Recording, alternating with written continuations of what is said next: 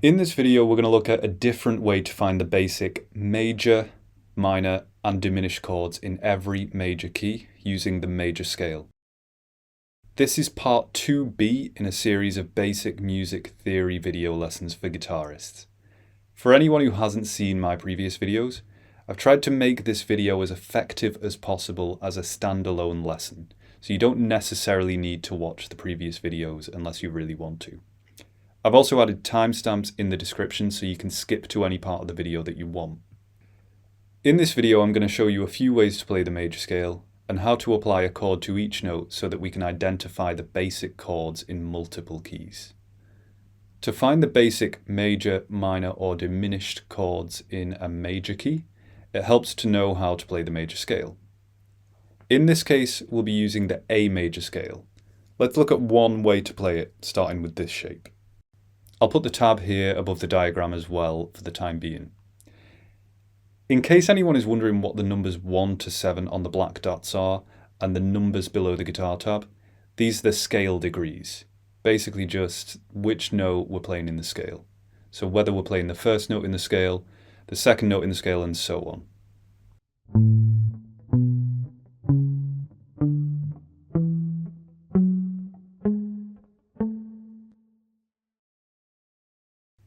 That's one way to play the major scale. I'm going to get rid of the tab in a second, so pause the video if you're still reading it. Now we need to learn the order of major, minor, and diminished chords in a major key, which is major, minor, minor, major, major, minor, diminished. Now all I need to do is apply a major, minor, or diminished chord to each note in the scale using the order of chords here on the left. So our first note is fret 5 on the E string, and that's an A note. And if we look at the order of chords here, the first chord in a major key is also a major chord.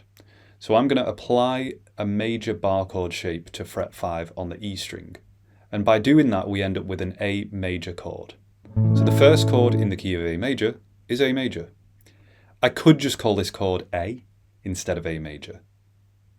The second note in the scale is fret 7 on the E string, which is a B note.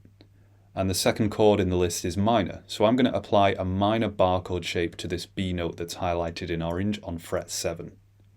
And that's how we get this B minor bar chord. Just to reiterate, fret 7 is a B note. This is a minor bar chord shape with its root on the E string. So when I apply a minor bar chord shape to fret 7 on the E string, we get a B minor bar chord. The third note is fret 9 on the E string, which is a C sharp, and the third chord in the list is minor. So this would be a C sharp minor chord. I'm using the same shape that I did on B minor, just 2 frets higher. The fourth note is fret 5 on the A string, which is a D note, and the fourth chord in the list is major, so that would be a D major chord. And I'll use this bar chord shape for the major chords that are on the A string. The fifth note of the scale is fret 7 on the A string, which is an E note. And the fifth chord in the list is major, so that would be E major. The sixth note in the scale is fret 9 on the A string, which is an F sharp. And the sixth chord in the list is minor, so that would be an F sharp minor chord. And I'm using this minor bar chord shape for the minor bar chords on the A string. The seventh note in the scale is fret 6 on the D string, and that's a G sharp. And the seventh chord in the list is diminished. So this would be a G sharp diminished chord, which looks like this. It's not a great shape to play, but it is what it is. This is a diminished shape. And the last note in the scale is fret 7 on the D string, which is an A note. This is technically the first chord again, because it's an A note, which is the same note that we started on. It's just an octave higher. I could use the A shape that we used before, but I'll use this shape instead so it sounds more like each chord's getting higher, like an ascending scale. So here's a picture of all the chords together, and here's how those chords sound one after another.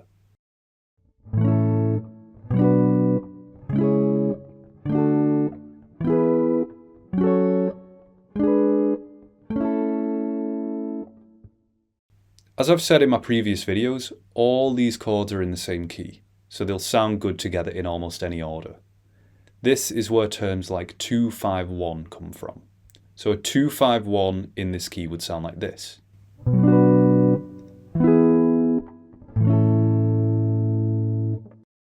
I'm just playing a B minor, an E, and then an A. So it's the second chord, the fifth chord, and then the first chord in the key, and we call it a 2-5-1. And then if you wanted to move the scale somewhere else, so let's say you wanted to find out the basic chords in B major, you just move the scale so that now you start on a B note. So I know that fret 7 is a B note, so I'm going to move the scale so that we start on fret 7. I'll show you this again, but this time with actual video. So I just showed you the A major scale, played like that, and then we applied a minor, a major, or a diminished chord to each note in the scale. If you wanted to do that in a different key, so let's say you wanted to do that in the key of B major, you move that scale shape up so that you're starting on a B note instead. And that's the B major scale. So I'm starting on a B note, I'm doing that major scale shape. And then you apply the same order of minor, major, and diminished chords to each note in that scale.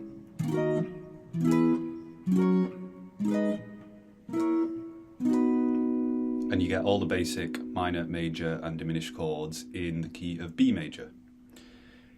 You don't have to do that scale shape each time. If you can remember the order of minor and major and diminished chords and the distance between them,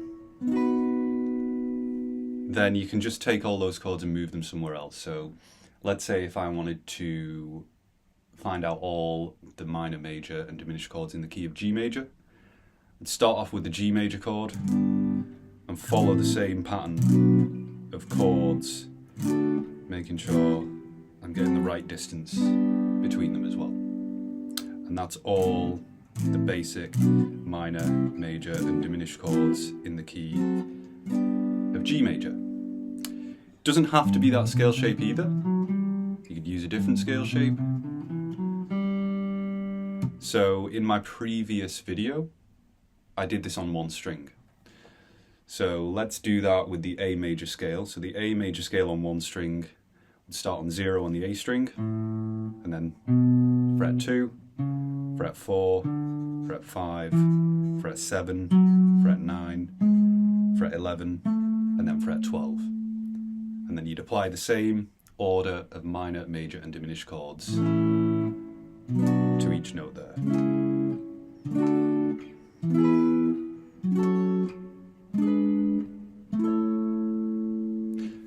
So it's the same order of minor, major, and diminished chords, and it's just a different way to play the major scale. So as long as you know how to play the major scale in any way,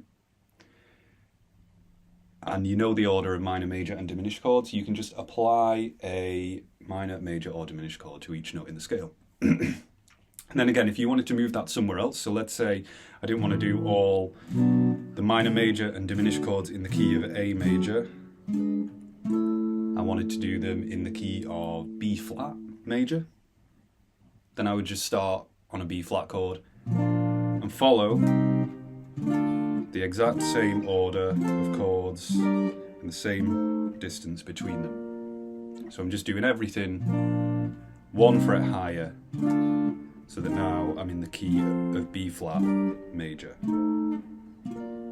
Okay, so a few things to bear in mind. One, if I'm in the key of A major, for example, the first chord is an A major chord, okay? But they're not the only chords in the keys that I've mentioned, okay? So for example, the first chord in the key of A major is A major, but it could also be A major 7, or A sus2, or A sus4. It doesn't have to be a normal A major chord, okay? It could be a major 7 or something else. And some of the other chords, you know, doesn't have to be a regular B minor in the key. It could be a B minor 7 or a B minor 9 or something like that.